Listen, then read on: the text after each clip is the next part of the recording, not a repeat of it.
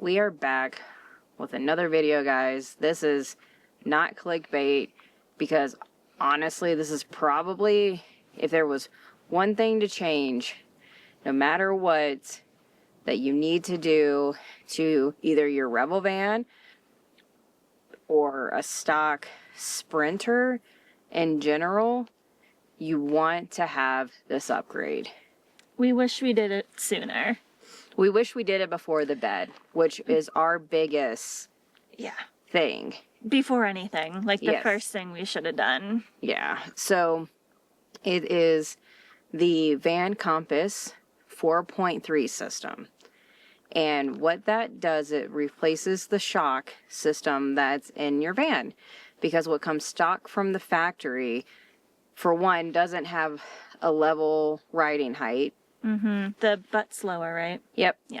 So coming factory, the butt is a little bit saggier because when Winnebago builds these out, they don't change anything. So when they come stock, most of the time they don't have anything in them. Mm-hmm. So Winnebago's going to add all of this to it, and it makes it so much heavier. Yeah, all the weight from all this stuff in the back. Yeah, and then everything that you put in there. Mm-hmm. And a lot of people will put like owl gear on the back with the boxes and the racks and the tire carrier. Yep, and the rollouts and all that, yeah. So we also did the Baja brackets with it too. That is a very well-known breaking point for where the system sits, even stock-wise. So 4.3 with the Baja brackets. We didn't do a lift. What's nice about this system is it keeps it right at right height. It just levels you out to where the factory, where you will sink on the back end. Kind of like with 4Runners, when you get them from the factory, they actually have a nose dive. So their butt's higher and their nose is a little bit dipped. Mm-hmm. So most vehicles come this way. Most of them actually don't have a level height when you grab them from the factory. Mm-hmm. And not having a required lift for this is one of the reasons why we went with it in the first place, because other systems we look into, they required a lift plus the suspension upgrade. Yeah, this one was optional. Yeah, Agile was another one we looked at. It does have a lift to it. We didn't really want to deal with that. Long term, even if it's done right, it's still fine, but it really can mess with a lot of the mechanics and like the electrical system, is my understanding, when it comes to all kinds of the computer stuff when it comes with Mercedes, like the assisted, the traffic control? Like the speed detection thing? Yeah. Yeah. The front sensors, it messes with your braking. There's a lot of things to it, so that's why we went with the Vancompass. Mm-hmm. They do now, however, have a lift kit for the 6.3, and you can do 2 inches on that. It will lift you, and then you can put the system on there. So that is another option. Vancompass also has a 2.3, if I'm correct, which does not include the leaf springs that we got. So we got those springs, we got the Baja brackets, we got the actual suspension, the shocks, essentially, that are adjustable with the reservoirs. If a lot of you know, Fox Racing, Kings, they also have their own. That's what Agile uses, is going to be Fox. And then you've got Kings that are now out on the market too. That's actually new. When we got this system back up, and we've actually had it for a while now. We've had it since June. Yeah. We wanted to make sure that it was a good system. We got some really good drive time on it. We got our Boundary Waters trip on it. And so the main focus of why we got this system was for the fact that this thing is the biggest wind sail that you'll ever drive. Just got pushed all over the place. Yeah, and with that being said, the suspension and the stocks and the shocks and everything that's included stock-wise does not counteract what that has to offer on the road. So there is a massive difference when it comes to this system and being able to drive in windy conditions and not get pushed around the road. Yep. Another main reason why we wanted to upgrade to this system is it had the adjustable settings that were super easy for us to adjust ourselves. So when we're going on a highway and then off to one of our forest roads or anything off-road, it was super easy for us to pull over, adjust it to a softer setting, and then we can continue on without being so bumpy. Yeah, especially on the washboard roads, on the forest roads, it's really bad. Also, they have 3 settings on the system that's really super easy to use.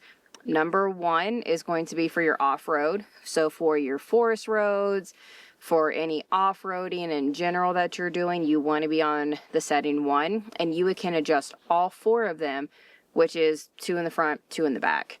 The second setting is kind of like for city driving, because what you can do is you can put it to a 2, and then you can do a mild adjustment on those 2. So like when we drive city, we drive a 2.7. Is it And 2.6 or 2.7? 2.7. 7? Okay. And so when you're doing the road, you can put it on a 2.7. And then mainly what we use it for is obviously going to be highway driving, which is 3, which is the firmest setting. And then that is what locks up the system to make it to where the van does not just easily get pushed around.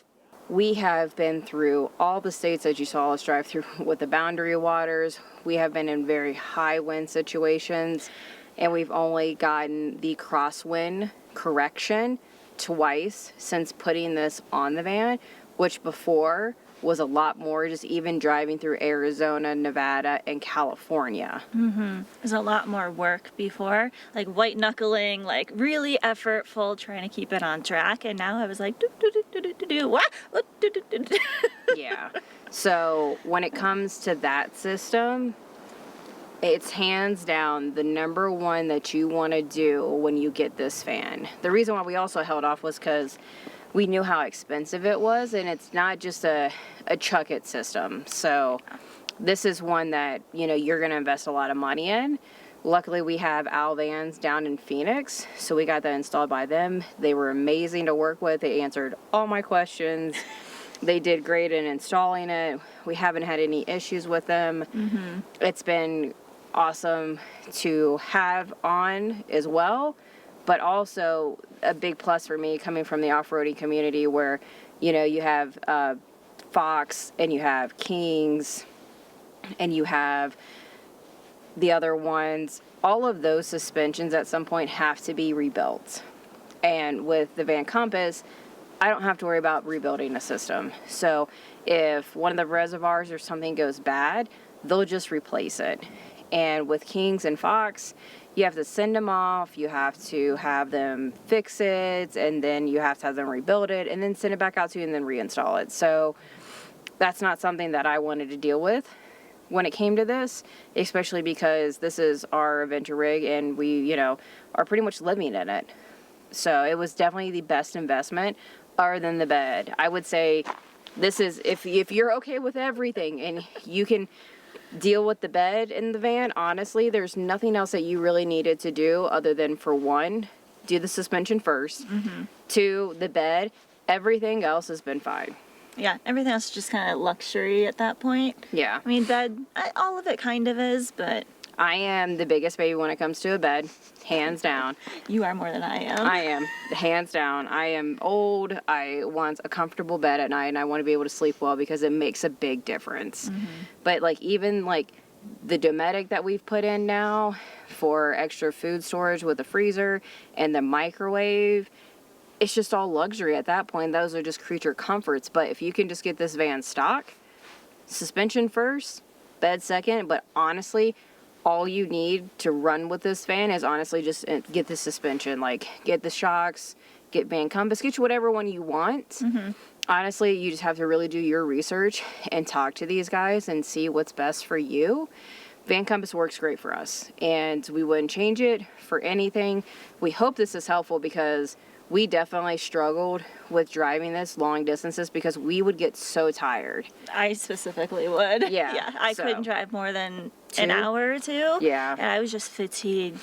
Yeah, and this, I mean, if we didn't have this system when we did the boundary waters up to Minnesota and back down from Minnesota, it would have been probably one of the worst trips. I know. Hands down. So if anything, we recommend it. If you guys have questions about it, leave it down in the comments. Let us know. If not, we can at least direct you somewhere to get your questions answered. But until next time, guys, we'll catch you on the next one.